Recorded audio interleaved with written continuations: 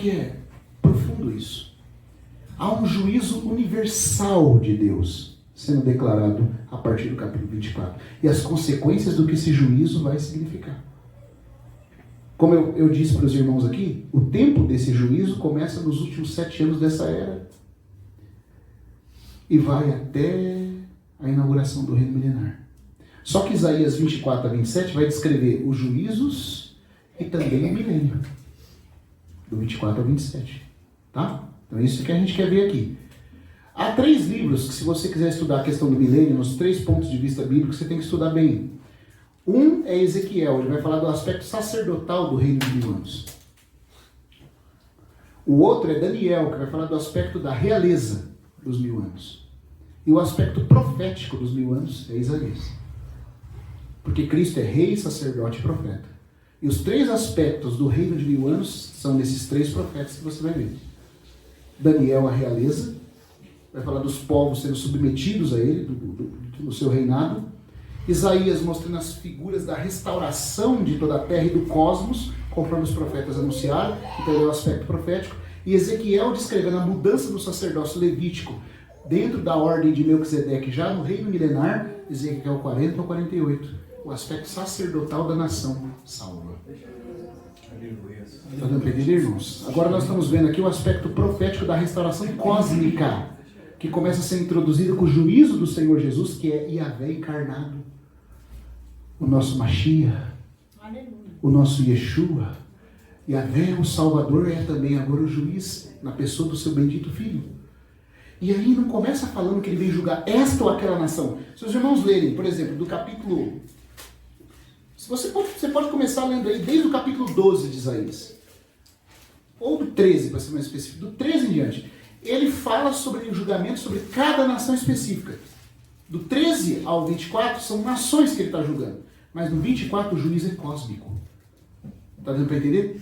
Fala de abalar a terra física, o universo, cosmos físico, e os reis da terra e os príncipes das potestades angélicas no céu. O juízo recai sobre tudo.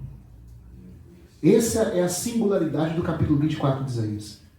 Então, começando, diz assim: eis que Yahvé esvazia a terra e a deixa desolada. O profeta olha como algo que está acontecendo, enquanto ele vê. Esvazia a terra e a deixa desolada. Transtorna a sua face e faz espalhar os seus habitantes. Sobrou alguém no dia do justo juízo de Deus? Quando Deus vier fazer justiça, irmãos, presta atenção numa coisa. Esse é o começo do dia de Deus, certo? A expressão dia de Deus. No dia de Deus, Deus vai fazer acepção na hora de julgar? Não. Ou o seu povo vai ser julgado também? Aliás, começa pelo povo de Deus, não é verdade? Não é o que Pedro fala? O juízo começa pela casa de Deus. Pela casa de Deus. Então, sabe o que inaugura o dia de Deus? Esses 7 anos finais? O arrebatamento. Para quê? Para começar o juízo sobre a casa de Deus. Para entender? Por isso que aqui vocês vão ver uma coisa. Lembra de algumas expressões que Paulo vai usar em Romanos 2? Quando ele fala assim que Deus dará em paga, que ele vai retribuir a cada um segundo as suas obras, com honra e glória aos que perseverando em fazer o bem buscaram a incorrupção e a glória, e ira no dia da ira para os que, fazendo o mal, reservaram ira para o dia da ira. Irmãos, isso é geral. Os cristãos vão provar uma ira temporária, se forem reprovados, mas vão provar. Os incrédulos vão provar a ira eterna, mas vão provar. É a expectação do juízo de Hebreus? Seria isso? Também o juízo de Hebreus é sobre a casa de Deus. Mas tem ali um fogo para aquele para qual não resta mais sacrifício pelo pecado. Claro que eu não vou entrar nisso aqui agora, que a gente teria que ler Números 15 inteiro para entender a passagem paralela de Hebreus 10. Mas tem um juízo ali sobre o povo de Deus. Olha a linguagem que Isaías introduz, confirmando o que Paulo está falando. Paulo está dizendo em Romanos que Deus não vai fazer acepção no dia que ele tomar as rédeas para fazer juízo. Sobre o seu povo, ele vai fazer um juízo dispensacional, mas vai fazer. Sobre o incrédulo, um juízo eterno. Sobre os anjos, juízo de acorrentamento. Sobre os reis, a deposição deles e a substituição deles na terra. Mas tudo passará pelo juízo purificador de Deus. Desde que ele comece o dia de Deus. Deu para entender, amados? Amém. E aí o juízo não é sobre essa ou aquela nação, esse ou aquele povo com esse ou aquele povo. É juízo para todos. E como diz Isaías capítulo 2, só Yahvé será exaltado nesse dia. Oi? Levantem um cântico. Nós vamos chegar aí.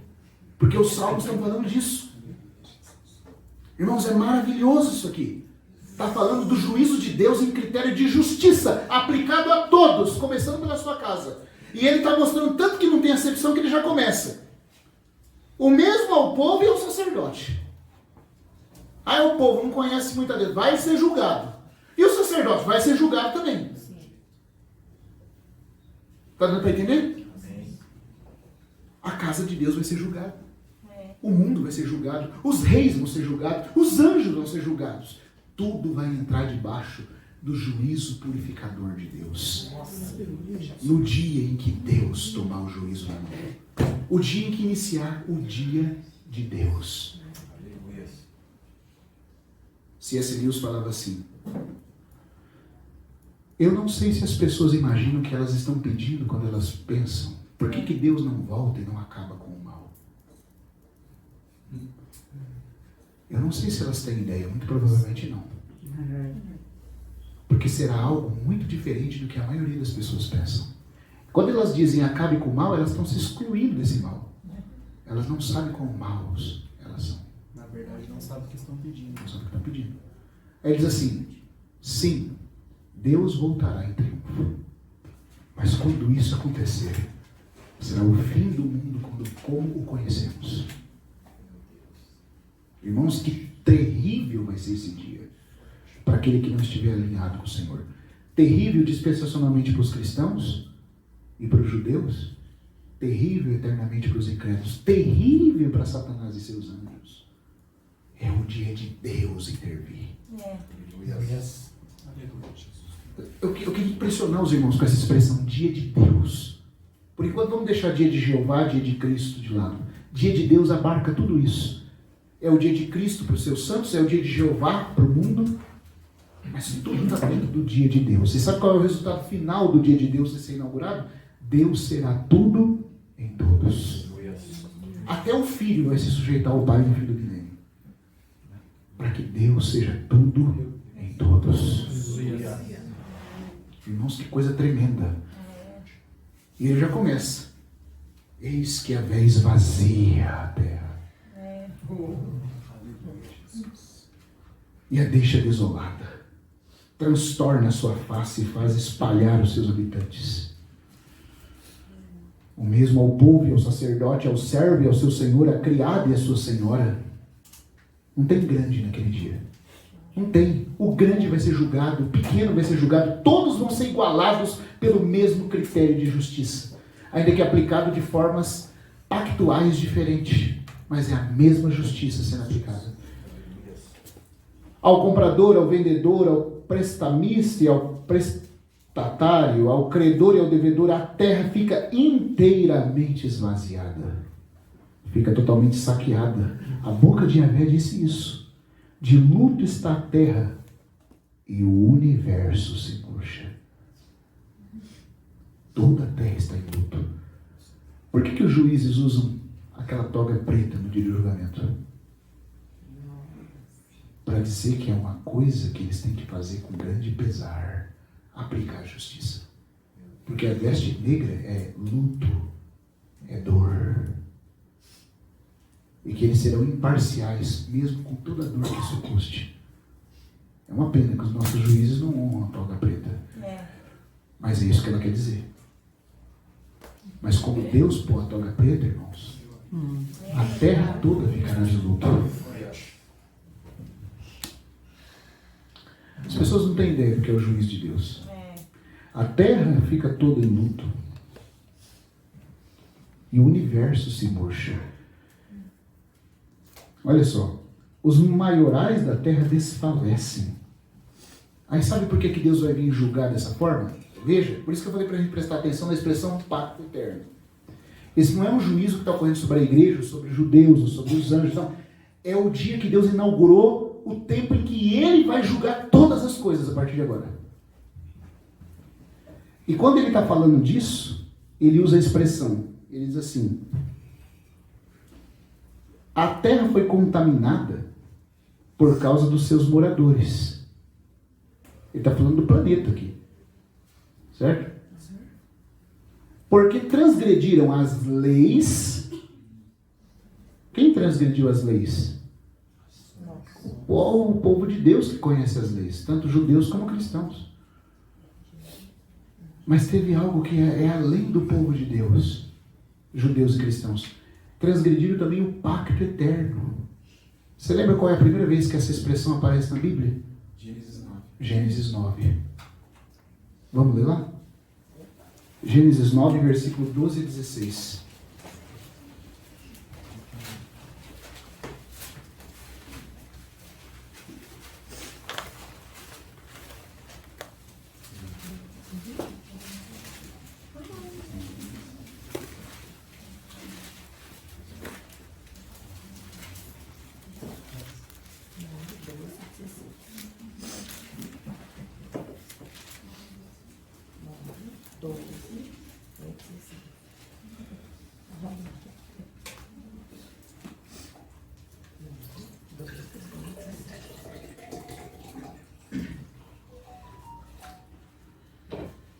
Gênesis 9, 12.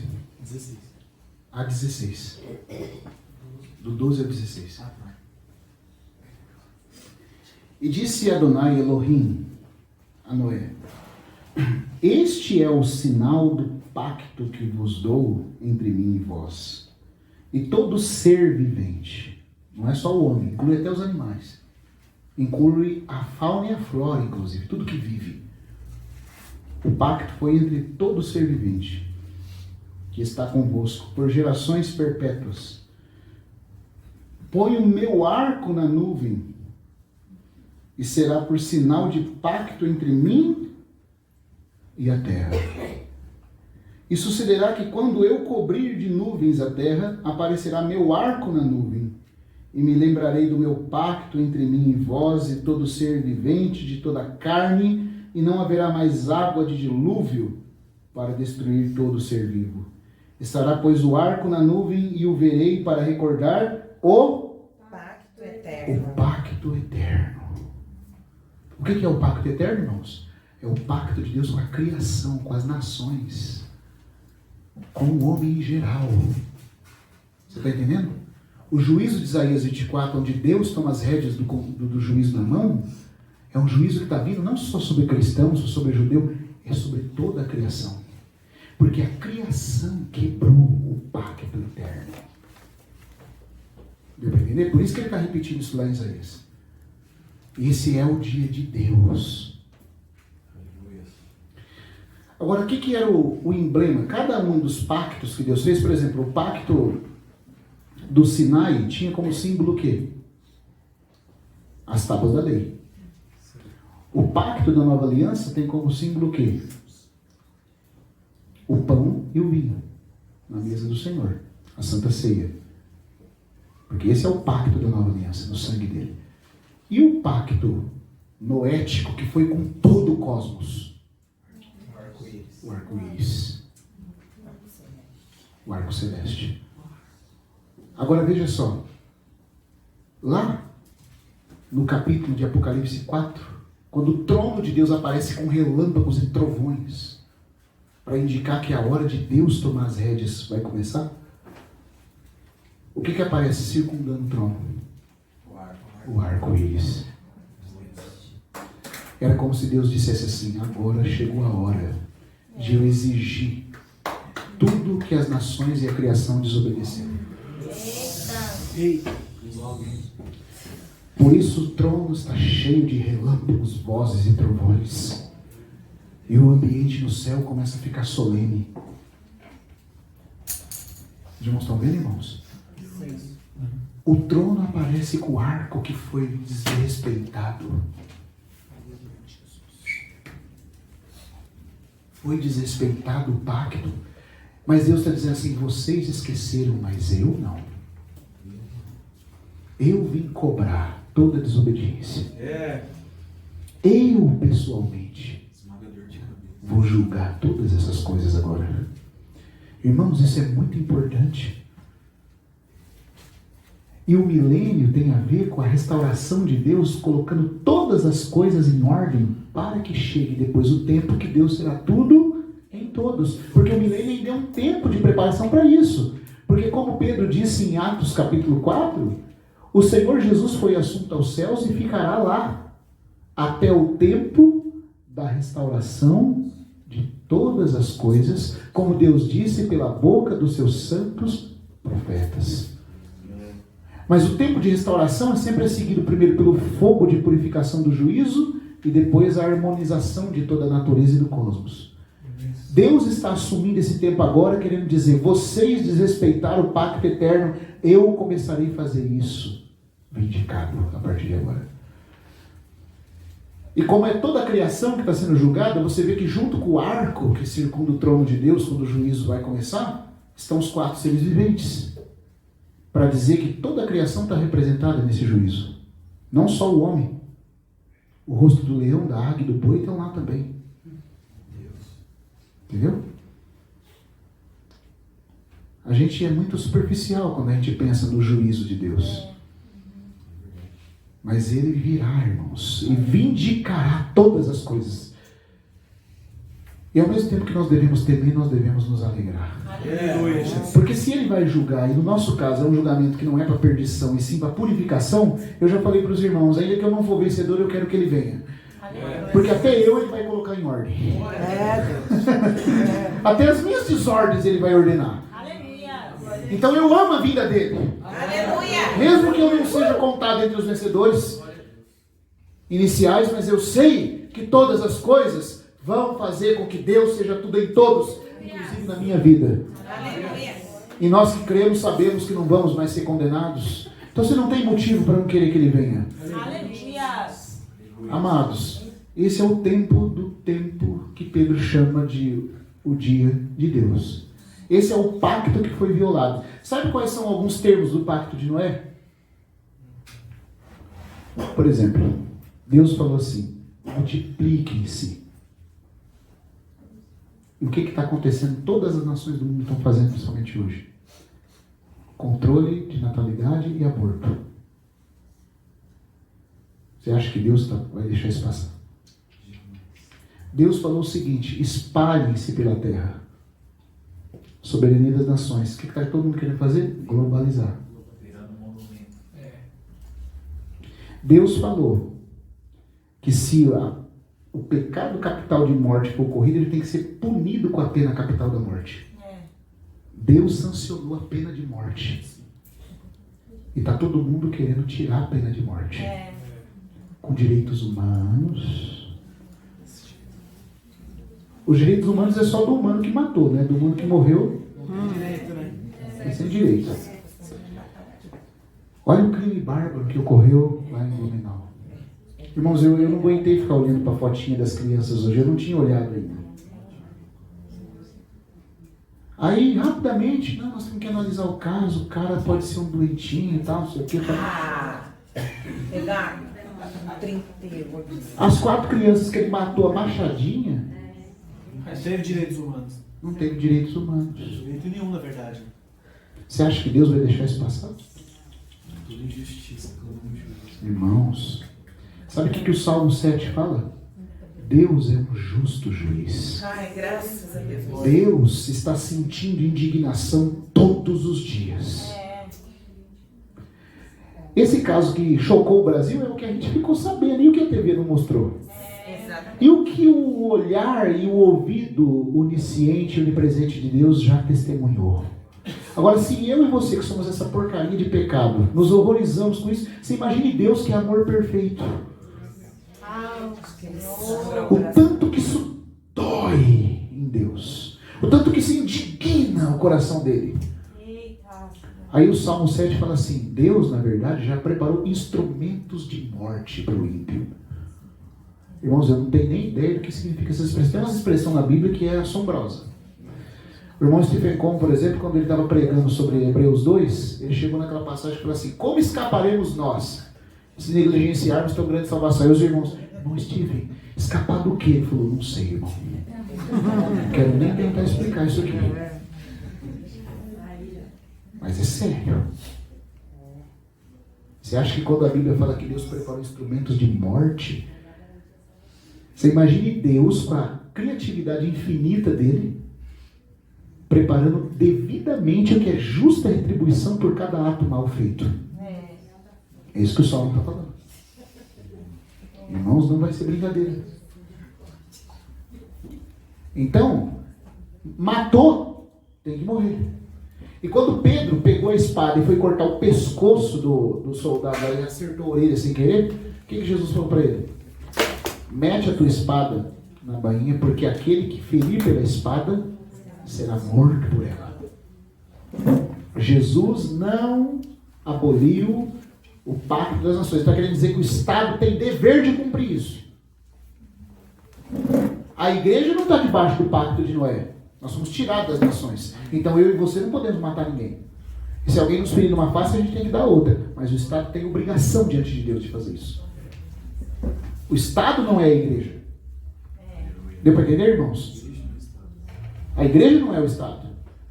Então a igreja, se o bandido vem e rouba a capa dela, o cristão, ele tem que dar a outra peça de roupa também. Se bater numa face, ele tem que dar outro. Mas o Estado está lá para defender a igreja. A igreja ensina o Estado defende a igreja. Essa é a função normal. Mas não é assim que é feito, irmãos. E você acha que Deus vai deixar passar? Deixa não, pai. Não vai deixar, não.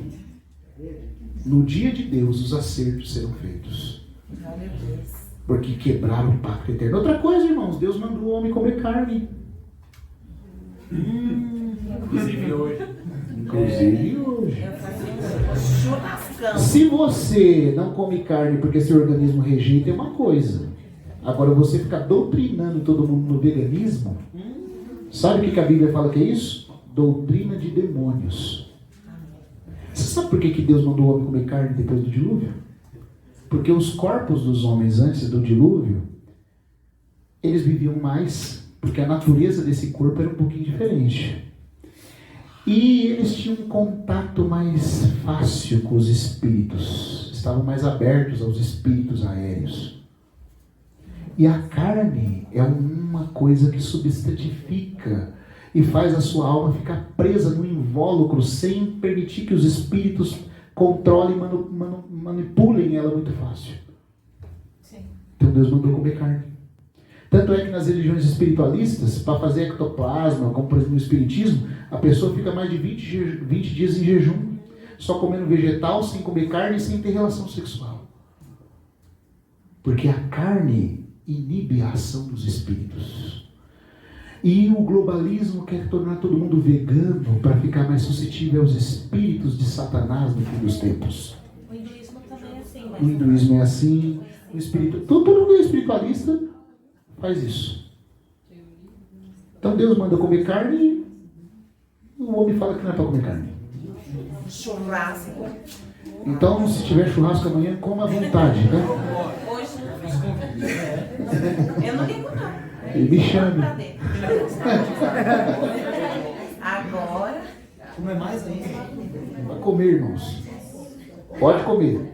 Pega aguardando a picanha.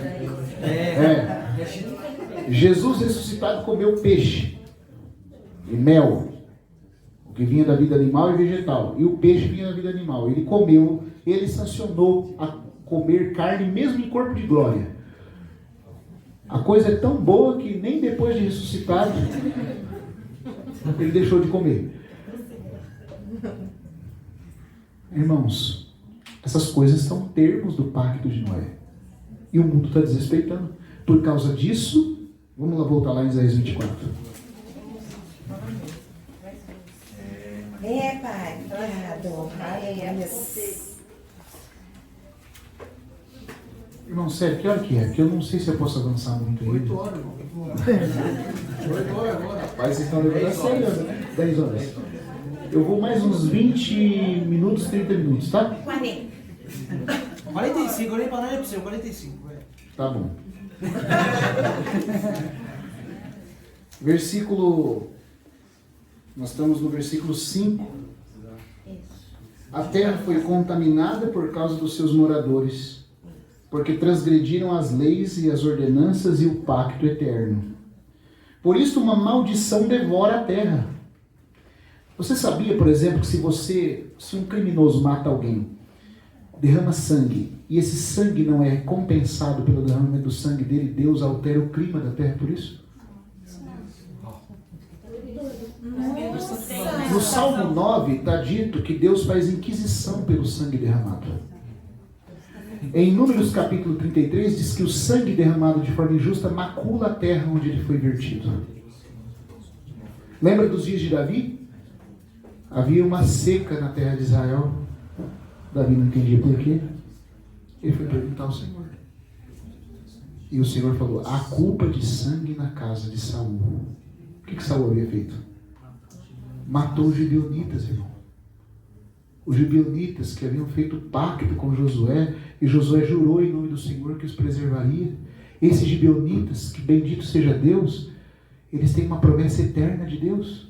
Não só Josué jurou e Deus reconheceu o juramento, como os próprios gibeonitas, depois, mais tarde, se tornaram a casa de Recabe, que se uniu com Benjamim e Judá, e a casa de Recabe foi que ajudou Jeú a exterminar Jezabel e proteger a linhagem de Davi.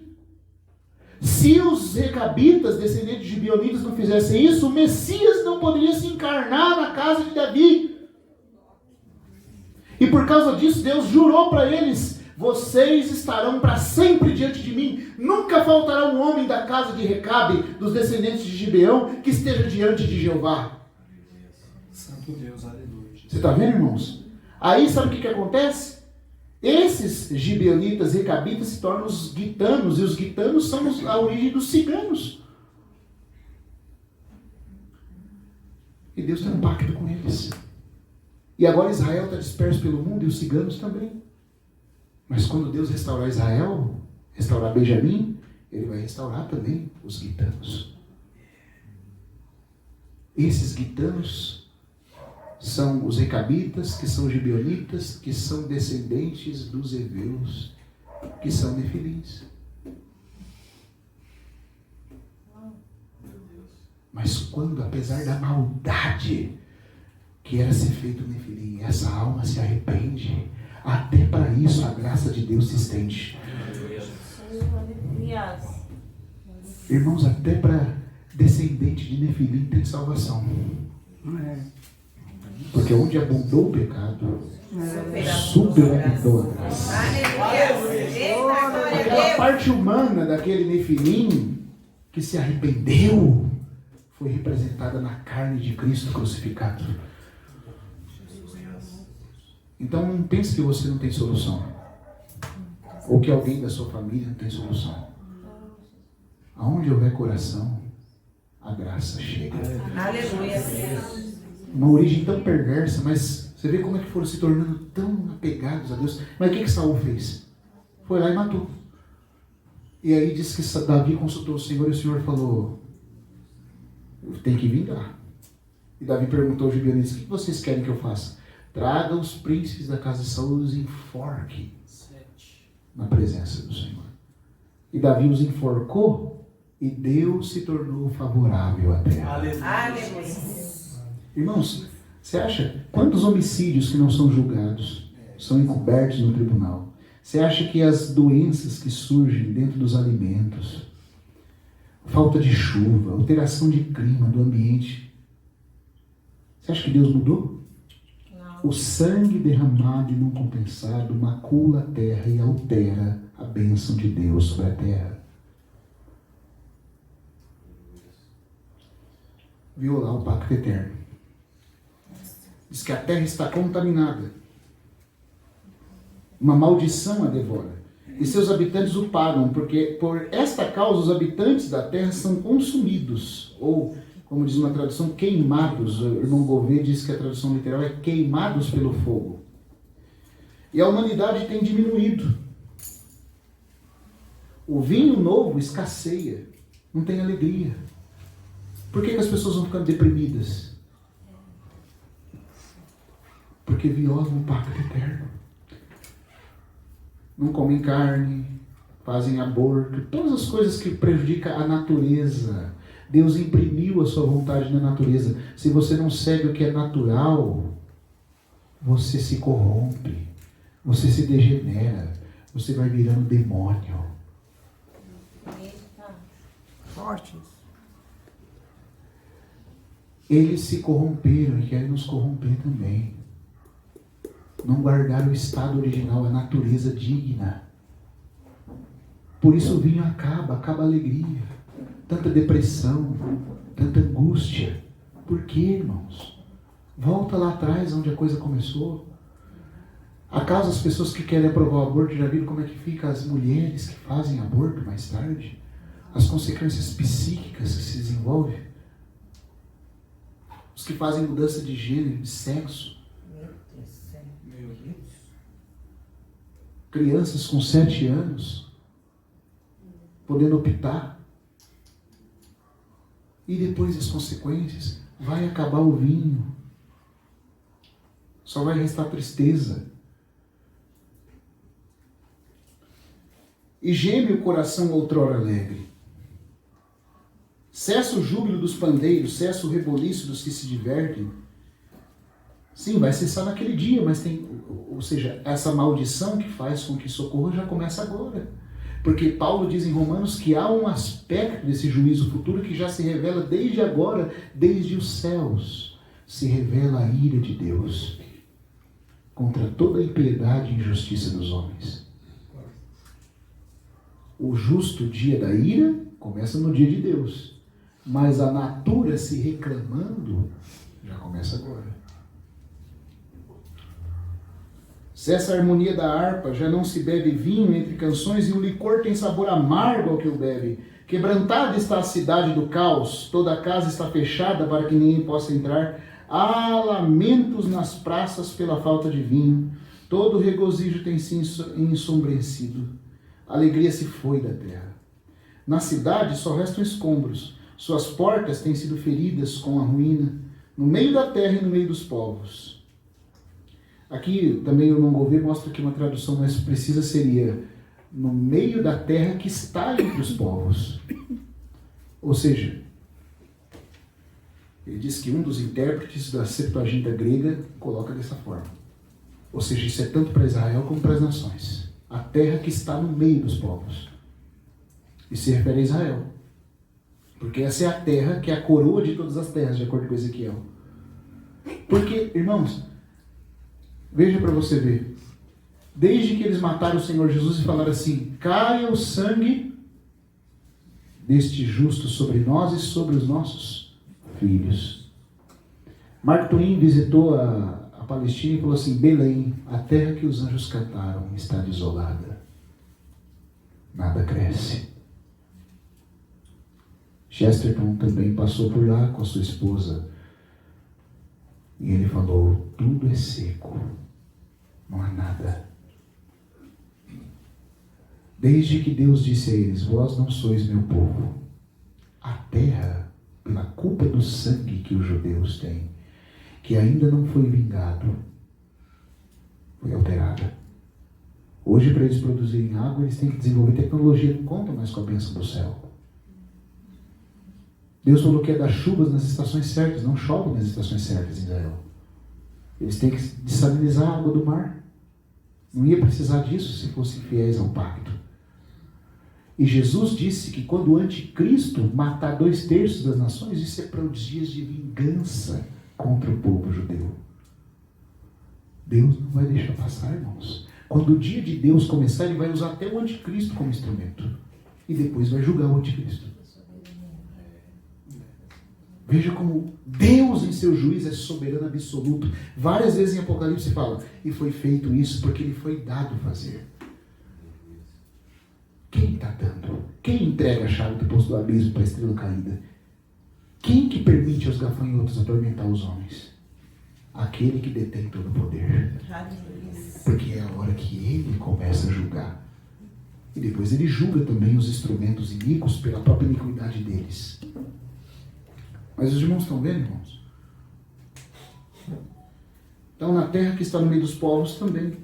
Sucederá o que no varejar da oliveira ou no rebuscar depois da vindima, ou seja, vai ser tão escasso, Muita gente vai morrer. Muita gente. Por causa da majestade de Iavé. Vamos lá no capítulo 2 agora de Isaías, versículo 10.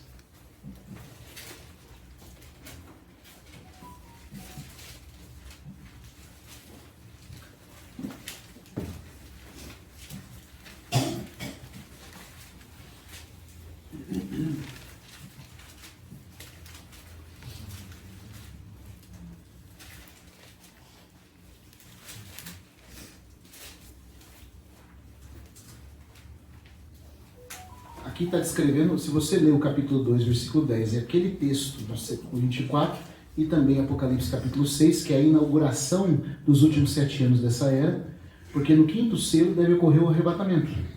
Deve ocorrer dentro do período do 5º selo. E a inauguração do dia de Deus deve começar com o 6º selo, abalando cataclismicamente a terra e o céu. E aí eles sabem que chegou a ira de Deus. É a mesma coisa que acontece no capítulo 2, versículo 10 de Isaías, que está fazendo referência ao capítulo 24, no versículo que a gente leu.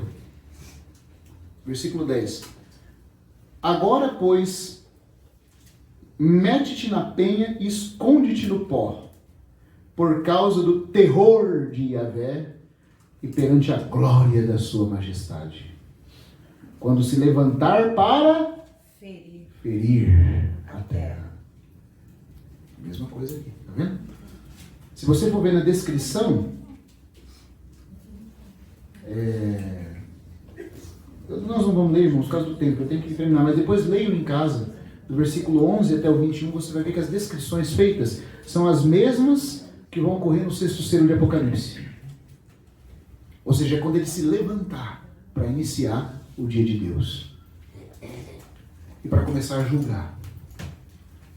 Por enquanto nós estamos falando do juízo, mas o que esse juízo vai culminar? No que ele vai terminar? Ele vai julgar só a terra, só Israel, só as nações? Não. Irmãos, a coisa, eu não sei se eu consigo dizer para os irmãos, parece que Isaías está vendo um filme que vai se desenvolvendo, e aí de repente, quando ele vê, no finalzinho do capítulo, nós vamos ler aqui, ele vê até os anjos entrando nesse juízo. E os reis da terra sendo julgados também. E aí sabe o que acontece? Ele menciona um período de intervalo para depois vir a eternidade.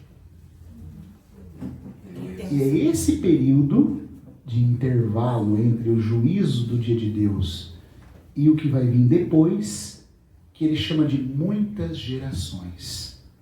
Aqui está o reino milenar de 1000 anos em germe. É a primeira grande menção do reino de 1000 anos em Isaías. É nesse ponto que eu quero chegar com os irmãos. Vamos continuar lendo um pouquinho. Capítulo 24, versículo 14. Por causa da majestade de Iavé, erguerão a voz desde o poente, dizendo: aclamai desde o oriente a Iavé, desde as costas do mar, ou seja, desde as ilhas da Europa, desde daquelas regiões banhadas pelo mar Mediterrâneo, as ilhas mais remotas, mais longes, que naquela época era a Espanha, e o Oriente, chegando até Sinim, que era a China. Aclamem a Iavé. Ah, irmãos, isso aqui, meu Deus do céu. Meu Deus do céu. Isso aqui é tremendo. A gente tem que ler alguns salmos agora. Sabe o que é isso aqui? Isso aqui é a chegada do rei para colocar todas as coisas em ordem. E aqueles que estão oprimidos, em vez de ficarem com medo, eles se alegram. Nós vamos chegar aqui no finalzinho do 24. Vamos ver se a gente consegue terminar o capítulo 24 hoje. Mas vamos, por favor, lá no livro de Salmos. Salmo 26. No Salmos, capítulo 96. Por favor.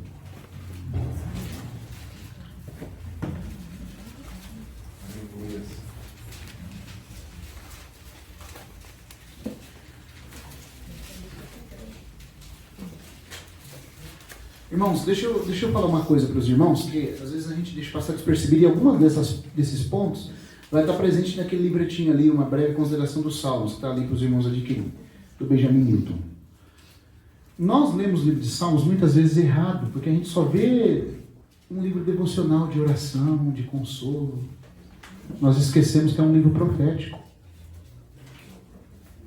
E que depois do livro de Isaías, ele é o livro mais citado no Novo Testamento para falar das profecias da pessoa e do reino do Senhor. Então deixa eu dizer uma coisa para os irmãos aqui. Você já reparou que o livro de Salmos, quando o salmista fala do juízo de Deus chegando, ele não fala com tristeza? Com medo? Por que será isso? Quando o salmista fala, ele fala assim: alegrem-se as muitas ilhas, batam palmas, porque Yahvé vem julgar a terra. Ô, irmãos, aí você fala assim: mas eu devia ficar com medo. Eu não estou entendendo. O C.S. Lewis escreveu uma coisa no livro dele, Reflexões sobre os Salmos, que foi até relançado recentemente. Eu achei aquilo uma luz assim brilhante. Ele falou: você já reparou que toda a igreja aqui no Ocidente, quando fala do juízo, por que nós entendemos de juízo? A igreja geralmente entende tudo como juízo final. Então ela já pensa no trono branco, em condenação ou salvação. Então todo mundo canta o que a igreja canta nas missas: Kyrie eleison, Senhor, tem misericórdia. Quando fala do julgamento, Kyrie eleison. Vamos cantar em gregoriano: Kyrie eleison, Kyrie eleison. Amém. E o medo. Porque a gente pensa, irmãos, que juízo na Bíblia só tem a ver com salvação ou perdição. Mas não é, presta atenção nisso aqui, não é nesse ponto de vista que o salmista está vendo Deus vir julgar. Lewis diz assim: parece, e ele estava certo no parece dele, que o salmista, quando fala do juízo de Deus, está interpretando Deus como juízes de Israel, como um justiceiro que vem pleitear em favor do fraco, colocar a casa em ordem. Porque os juízes de Israel eram assim, eles não eram juízes que usavam toga, que ficavam com um processo jurídico julgando. Não, juiz significa justiceiro, aquele que faz justiça, aquele que defende o órfão, o fraco, o oprimido, a viúva que não é ouvida. E agora o salmista está chamando Deus de juiz, mas nesse sentido. Ou seja, quando Jeová vier, o pobre vai ser ouvido. Quando Jeová vier, a viúva não será mais esquecida. Quando Jeová vier, as nações que passam fome nunca mais terão fome. Quando Jeová vier, os povos esquecidos serão lembrados. Quando Jeová estiver reinando, ele vai julgar segundo a equidade os povos. Quando Jeová, por meio do Messias, estiver governando, as nações estando ela dizer, clamando, ele vai dizer: eis-me aqui. Aleluia.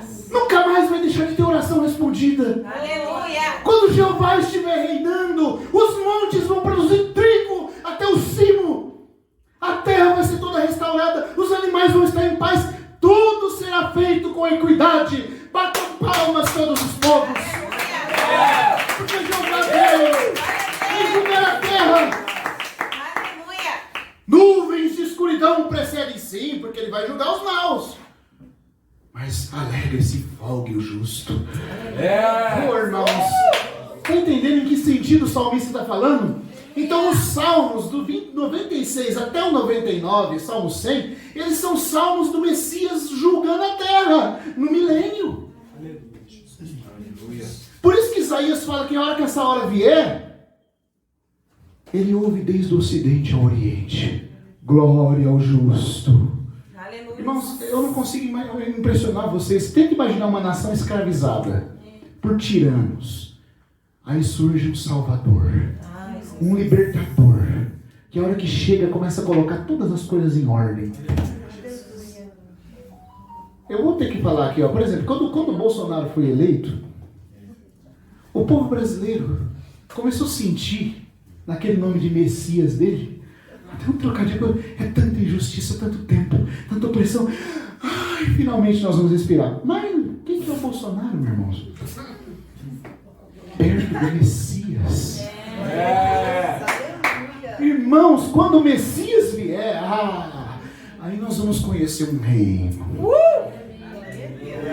2 Samuel 23, Davi profetiza assim: há um que julgará com justiça. Aleluia. Ele será como a água da chuva caindo na terra seca. Ele fará o campo reverdecer Aleluia. como o resplendor do sol depois de um dia de nuvens, como a chuva mansa e tranquila caindo sobre a terra. Você está se sentindo exausto, as nações estão exaustas, tanta injustiça, tanta tirania, mas quando ele vier, nunca mais haverá trabalho escravo. Nunca mais as crianças que estão na Oceania vão trabalhar em cemitério de navio. Nunca mais vai ter trabalho escravo na China. Nunca mais os pobres, nunca mais a Etiópia vai passar fome. Nunca mais os filantropos vão enganar as pessoas, dizendo para fazer doações e doando dinheiro para a clínica de aborto. Acabou! Não haverá mais Yasser Arafat, Hamas, OLP, Putin, Acabou. Biden, ONU, acabou! Só ele reina! Irmãos, é essa hora, é esse dia!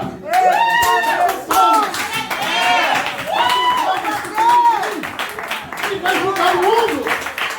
Ele vai colocar a terra em ordem! Esse juiz é para você tremer ou para ficar alegre?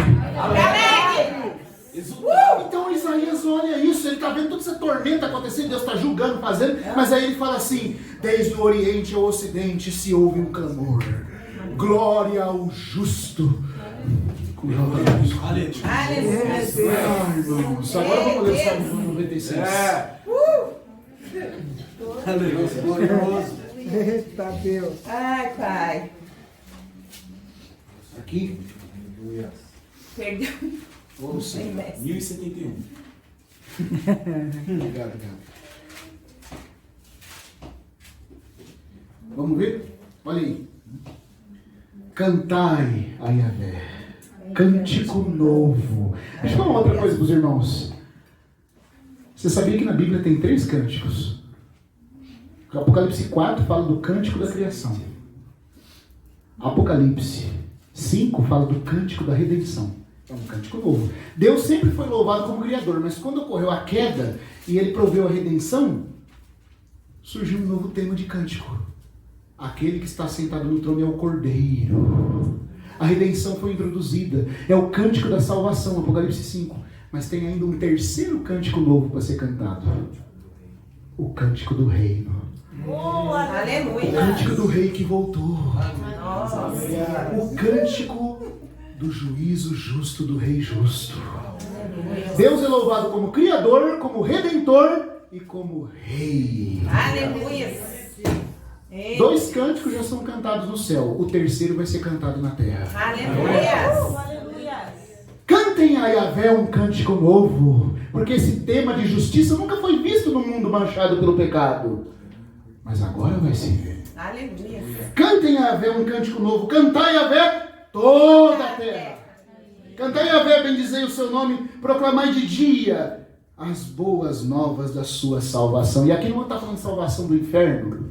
Está falando nesse contexto de salvação do justo, oprimido, que foi finalmente ouvido.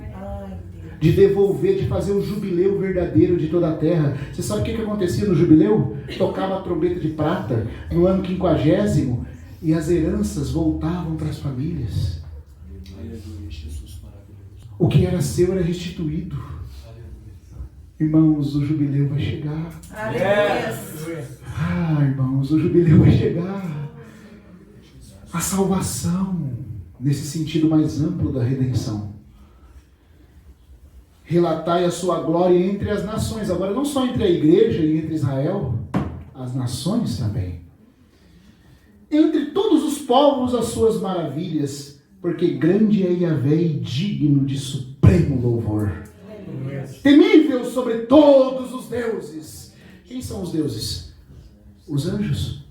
Mas agora Yahvé, por meio do Messias, tomou o reino. E os próprios anjos obedecem ao Nazareno. Agora os anjos se curvam diante de um homem, que é Deus. Não são homens se curvando diante de anjos, é anjos se curvando diante de Yahvé encarnado. O plano de Deus de que o homem estivesse no trono aconteceu. Ele é mais terrível e supremo acima de todos os deuses. Porque todos os deuses dos povos são meras figuras. Sim, as imagens dos deuses são figuras, mas depois você vai ver o próprio salmista sendo citado em Hebreus, quando ele traduz deuses aqui, o autor de Hebreus traduz anjos. Querendo dizer que por trás dos deuses das nações estão os anjos manipulando a idolatria. Mas Yahvé é mais supremo que todos eles.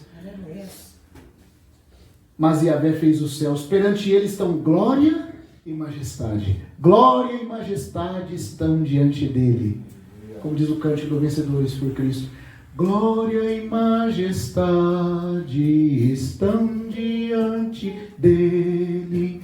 Força e formosura no seu santuário, glória e majestade estão diante dele, força e formosura no seu santuário.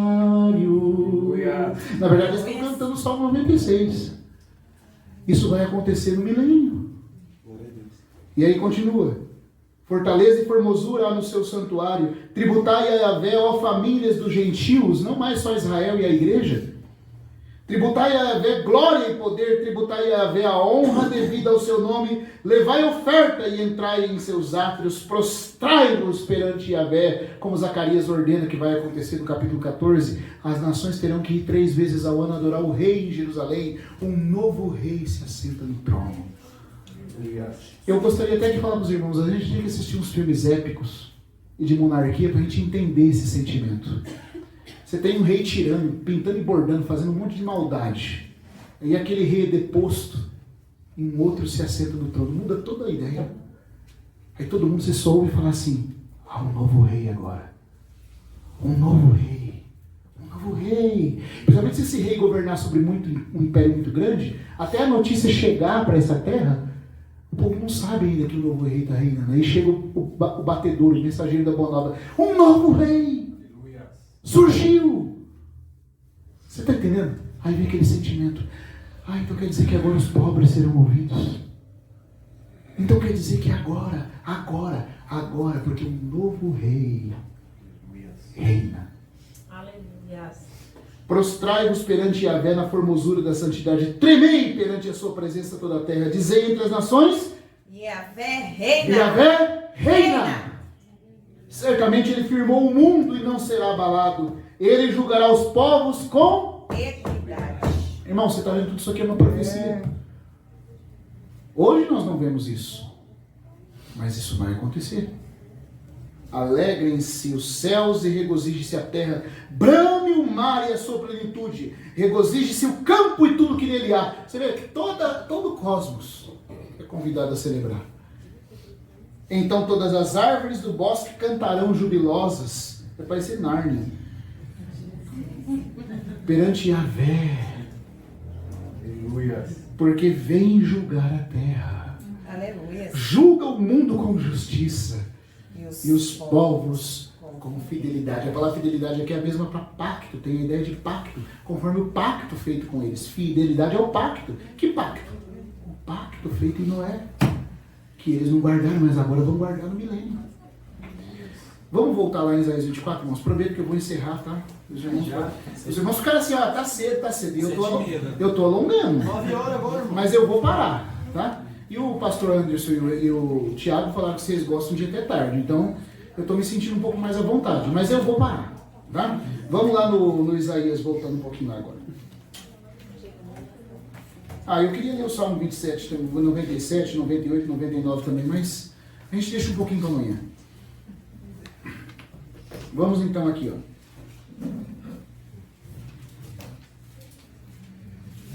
Ai, Senhor. 15. Eu estou falando ai, Senhor, porque parece que nunca vamos chegar no versículo que vai chegar. É que tem uns aqui que vai levar para outros versículos, irmãos. Puxa vida. Oh, Senhor, parece que o tempo não dá.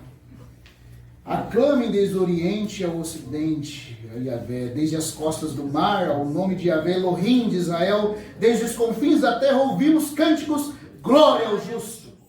Porém eu digo, Isaías olhando, apesar de alguns estarem se alegrando, porque Yahvé está vindo julgar, mesmo ali, como diz o Apocalipse, os homens não se arrependem das suas maldades, os que são maus. Então os traidores traem traiçoeiramente. Terror cove rede sobre ti, ó morador da terra. Aquele que escapar do grito de pânico cairá na cova. Aquele que sair do fundo da cova ficará capturado na rede. As janelas do alto têm se aberto.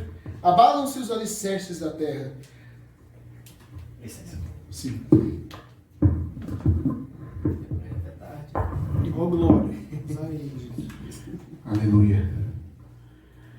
Irmãos, esse momento aqui, eu vou deixar para falar dele amanhã, tá? Não, esse ponto aqui, nós vamos chegar mais para frente. Porque isso aqui vai ter que nos levar a outros salmos. E eu não vou ficar sem ler, eu vou deixar para amanhã. Ele está falando de um momento que Yahvé está vindo. Por um lado, o justo está se alegrando, porque sabe o que vai acontecer. Por outro lado, outros não se arrependem. E aí está falando de um terremoto, de um momento de cataclisma, que nós vamos ver amanhã à luz do Salmo 46, 47, 48, 49. Tá? E Apocalipse, porque isso aqui está falando do momento do pisar dos pés do Senhor Jesus sobre o Monte das Oliveiras. E o que isso implica? Antes do reino milenar começar. Mas vamos deixar para amanhã, porque é belo demais para correr e não ler hoje. Tá? Vamos então agora para o versículo 21. Depois da meia-noite é outro dia. Irmãos, Eu ouvi vigília. Vigília? Vocês estão Vigília? experimentando. Vigília? Ó glória. Fala agora, irmão Deus, estou extremamente tentado, hein? Vamos para o 21. Amanhã a gente lê isso aqui, falei com mais calma. Amanhã eu vou vir de novo. E Yahvé, depois desse mesmo dia que ele vai fazer tremor sobre toda a terra, o grande terremoto da sétima taça, que é também o mesmo momento que os pés do Senhor pisam no Monte das Oliveiras e que está profetizado no Salmo 46, no Salmo 47, no Salmo 48, vamos deixar para amanhã. Nesse dia que ele fizer isso, ele diz assim, Yahvé visitará. Tem alguém que tem outra tradução?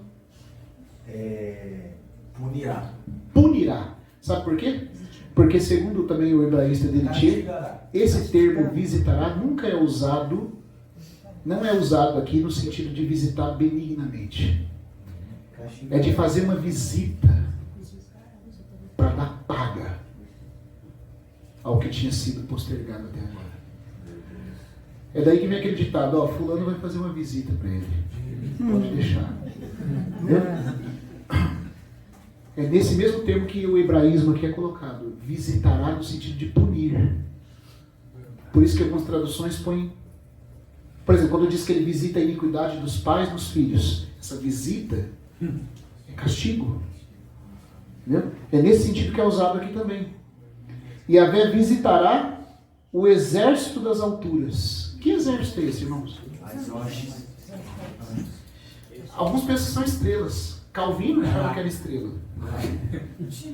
Porque em Apocalipse fala que as estrelas vão cair, mas não vão cair pela visita de Yahvé. Quando em Apocalipse 6 que as estrelas diz que elas vão começar a cair, é só porque Yahvé se levantou. Aí começa a estrela a cair, os poderes do céu ser abalados, terremoto. Isso aí é só pelo levantar dele. Aqui não está falando de levantar. Já passou o levantar. Ele está indo visitar. E aqui não é estrela, porque estrela não tem consciência para ser castigada. É outro exército que está nas alturas. Governantes do cosmos. É os governantes do segundo céu. São os espíritos dos principados e potestades, as hostes angélicas que dominam o céu estrelado. Porque o lugar de residência deles é o céu estrelado. O lugar de atuação é no céu dos ares, no primeiro céu. Mas o lugar de residência é o céu estrelado. Por isso que quando Paulo fala dos anjos caídos em Efésios, ele fala dos principados e potestades dos lugares celestiais. A tradução traduz lugares celestiais. O grego fala epi-urano. Ou seja, aquilo que está sobre o Urano, acima do Uranus. Uranus é o termo grego usado para o céu que vai desde a Terra até a órbita da Lua. Dan, a palavra das alturas é cosmos na Septuaginta. Cosmos, tá vendo? Ou seja, o universo das estrelas, cosmos. Deu para entender? É o exército que está lá. E esse cosmos das estrelas é o Epuranos, lá de Efésios 6, onde estão os principados dos lugares do Epuranos, ou seja, acima do céu dos ares. O céu estrelado, que é o lugar onde eles estão. E Yahvé os castigará nesse dia. Você está vendo, irmãos? Nada vai passar. Já falou da terra, já falou das nações, já falou dos injustos, já falou do seu próprio povo, e agora está falando dos anjos. Você vê como que esse capítulo de Isaías é um pequeno apocalipse? Sim. Por que esse título faz jus? Sim. E ele vai continuar no 25 depois, não vai parar aqui. O 25 e 26 é a continuação, para falar do que vai acontecer com o povo de Deus, depois que esse juízo acontecer, no milênio. A gente vai ver tudo isso amanhã, se der tempo. Então, veja, ele castigará o exército das alturas nas alturas. O que mais? E os reis da terra, ele também vai castigar na terra. O que vai acontecer? Amontoar-se-ão e ficarão encerrados, presos em masmorra. O irmão dele, Tchê, fala no comentário dele que esse amontoar-se significa que Deus vai pegar eles como uma pessoa que pega uma trouxa e jogar de cima para baixo. O juízo vai começar de cima para baixo. E conforme Yahvé for descendo, vai caindo, vai despencando tudo que é impuro. E vai sendo ajuntado até ser jogado para dentro da masmorra. Isso te lembra alguma coisa? Te lembra alguma passagem lá no final do Novo Testamento? Vi um anjo descendo do céu. Ele tinha uma grande corrente. Ele segurou a antiga serpente, o dragão, e o prendeu, e o amarrou encerrado, e o prendeu no abismo, e pôs selo sobre ele, para que não mais enganasse as nações durante 1000 anos. Você está vendo? Satanás e seus anjos. Só que tem um outro detalhe. Aqui em Isaías tem um outro detalhe que não aparece lá. Lá fala Satanás, aqui fala que os anjos dele, as hostes dele vão junto. Assim como depois vão junto com ele para o lago de fogo, de acordo com Mateus capítulo 24. Você está vendo como é que Isaías complementa Apocalipse? E ele será amarrado e jogado. Mas não só ele, os reis da terra também vão descer para o mundo dos mortos. Por quê? Porque seguiram o anticristo que veio do mundo dos mortos. E agora vão voltar para lá. Vão ficar presos lá. E agora olha só, irmãos. Depois que eles forem presos, depois de muitas gerações. Ué, mas não acabou? Foram presos, encerrados. Depois de muitas gerações, serão visitados. Mas já visitou vindo do céu? Vai ter uma segunda visita. E tem gerações depois deles? Tem. Muitas. Muitas gerações. Quanto tempo será que essas gerações? Apocalipse vai interpretar Isaías agora. É 1000 anos, irmão. Muitas gerações. Você está vendo como é que Isaías está lançando luz acerca do que João vai dizer lá no Apocalipse? Os anjos e os reis presos. Porque para o pós e para o amilenista, que gerações são essas?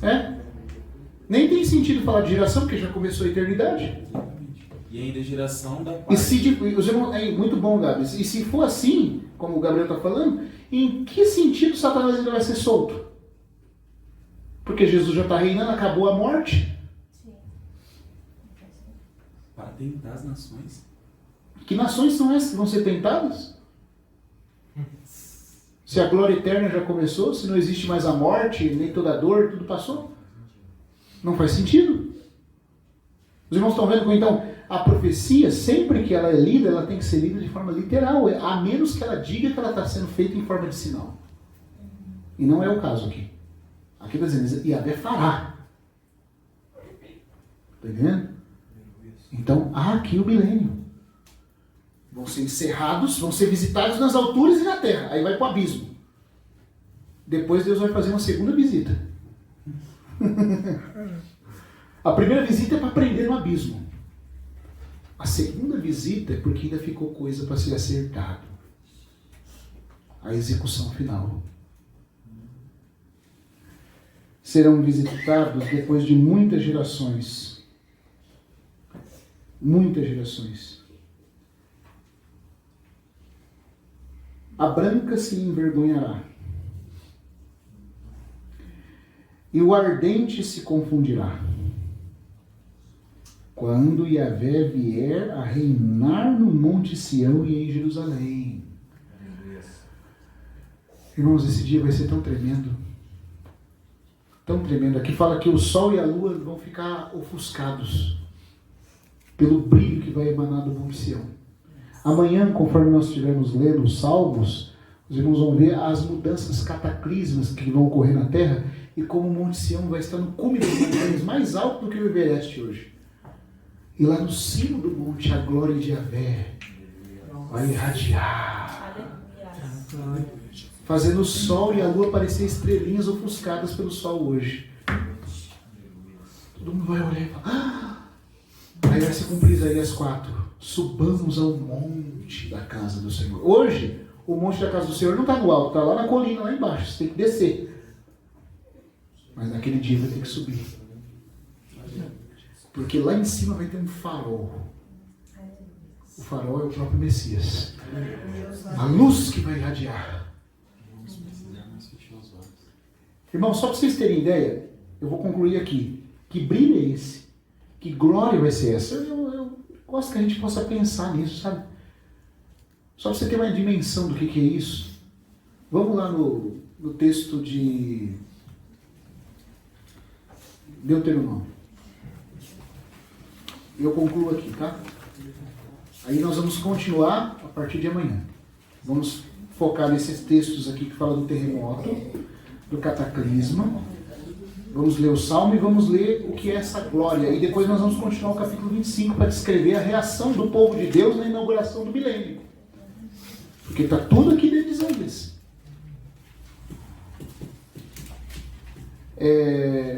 Deuteronômio 34.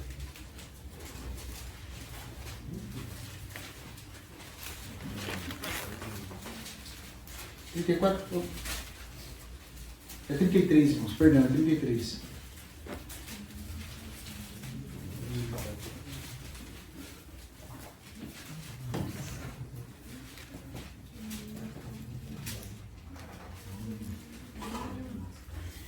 Esta é a bênção com a qual Moisés, varão de Elohim, de Deus, abençoou os filhos de Israel antes da sua morte.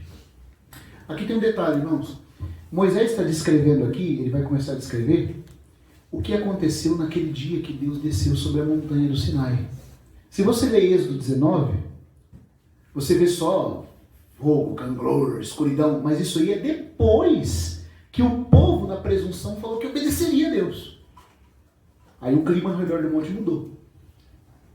Mas a chegada de Deus sobre o monte não foi desse jeito. A chegada foi como de um noivo que vem cortejar a noiva. E você sabe quando o noivo vem colocar a aliança na noiva ou vem com aquele estilo romântico, ele pinta toda uma cena. Para agradar. Isso aí tá ficando raro. Hã? Tá ficando raro. Ai, não, tá ficando raro. São poucos homens que expressam o que é ser homem. Né? Mas o Senhor é o homem de verdade. Graças a Deus. E ele veio cortejar a sua noiva lá no deserto. E isso é confirmado por Jeremias, por Oséias, quando Deus fala assim: eis que tu me seguias numa terra em que não se semeia, quando entrei em aliança contigo. Ele estava falando que aquilo ali era o anel de noivo que ele estava pondo no dedo de Israel. E ele não veio com canglor, com aquele negócio disso aí, foi depois. Moisés vai descrever o que aconteceu antes, como é que foi a chegada. é que Israel era uma noiva assim, muito orgulhosa. Não se conhecia assim mesmo, já foi chegar. Tudo que o senhor falou, faremos. Aí é tipo aquela noiva que acaba com o clima. Talvez ela chegar ali como uma esposa mansa. Oh, obrigado por tua graça, me agraciaste. Tudo que o Senhor falou, faremos. Nem sabe quem é o Senhor, cortou. Aí o Senhor muda o clima. E não fez. E não fez. Pelo contrário, quebraram antes da lei ser dada, né? Mas, irmãos, a chegada de Deus foi do jeito que está aqui, ó. Disse, Yahvé veio do Sinai e nos apareceu desde Seir. Também esse irmão dele, Tchê, fala no comentário dele que as expressões aqui, elas devem ser traduzidas melhor como Yahvé veio ao Sinai. É a chegada dele ao Sinai. E nos apareceu até ao Seir. Desde Seir está correto. Não, desde Seir está correto se você pegar, como ele falou, explica no comentário dele, se for um homem que está olhando desde a montanha de Seir o que está acontecendo no Sinai. Mas ele disse que para melhor traduzir deveria ser colocado assim: nos apareceu até o Seir, brilhou até o Seir. O que Moisés está dizendo é que quando Deus desceu, a luz dele era tão intensa sobre a montanha que irradiou desde o Sinai até a montanha de Edom. Meu Deus. Seria uma distância como a região de São Paulo inteira? Aí do Sinai até o Monte Edom tem uma distância mais ou menos do tamanho do estado de São Paulo. Meu pai. Você já imaginou que é você olhar para o céu numa dimensão do estado de São Paulo, de uma ponta a outra, e uma luz mais brilhante que o sol está brilhando em cima do céu? Você imaginou o que é isso, irmãos? Ele brilhou descendo sobre o Sinai, e a glória foi vista até a montanha do Seir. E continua. Resplandeceu desde o Monte Parã. O Monte Parã é uma cordilheira que tem no deserto de Cádiz. Uma cordilheira de montanhas, como o irmão Gino expressa no livro dele, de las Jornadas. Uma cordilheira de montanhas. Só que é assim, ó. Cádiz está aqui, o Sinai está aqui e Edom está aqui. Cádiz, Sinai, Edom. Forma quase um triângulo. Hã? Quem falou trindade aí? Até o brilho de Deus, irmãos. Que impressionante. E é uma dimensão quase do tamanho do estado de São Paulo. E sabe o que os israelitas viram? Quando eles olhavam para o céu, o sol estava ofuscado. Você imaginou o que é isso? Rapaz. Forte. E aí diz no Salmo 68 que havia mais de 20 mil anjos tocando alarido de trombeta. Esse era o cortejo de Deus. Nossa. Irmãos, que coisa linda. Isso vai acontecer agora, na segunda vinda do Senhor. Também amanhã a gente vai ver quando a gente lê Abacuque. Nós vamos parar nesse versículo e começar daqui. Abacuque vai dizer que vai acontecer a mesma coisa na segunda vinda. E aí, a montanha do Sião, que é uma colininha, vai subir. Lá em cima vai estar o trono do Messias, dentro do templo de Ezequiel. E a glória mais brilhante que o sol vai irradiar de novo. Todas as nações vão ver e vão ser comovidas a subir ao monte da casa do Senhor. Irmãos, que coisa maravilhosa. E aí conclui falando: quando Yahvé vier reinar no monte Sião e em Jerusalém e diante dos seus anciãos, seja glorificado. Essa é a nossa esperança, irmãos. Tudo isso é para que nós tenhamos parte. É para que nós almejemos esse dia. Ainda que para nós ainda tem coisa maior do que Sião. Tá? Porque também, se der tempo nesses dias aqui, a gente vai ver a parte celestial do reino. Porque tudo isso aqui ainda é a parte terrena, tá? Ainda tem a parte celestial ainda. Mas só isso aqui já está maravilhoso. Aleluia. Né? Bendito seja o Senhor, irmãos. Graças a É Deus. isso que nós aguardamos. É aqui que está a nossa esperança. Que o Senhor continue falando no nosso coração. Amém. Imprimindo em nós o desejo por esse dia. Que nós não sejamos desviados e que no nosso coração haja esse maranata. Aleluia. E ao ouvir falar da vinda dele, possa produzir exultação da esperança em nós. Porque tudo isso aqui nós vamos vivenciar participando. Assim queremos. Que o Senhor também. Amém? Amém. Vamos parar então, amanhã a gente continua. Glória a Deus. Daqui a pouco já amanhã. Você tem que parar para continuar amanhã.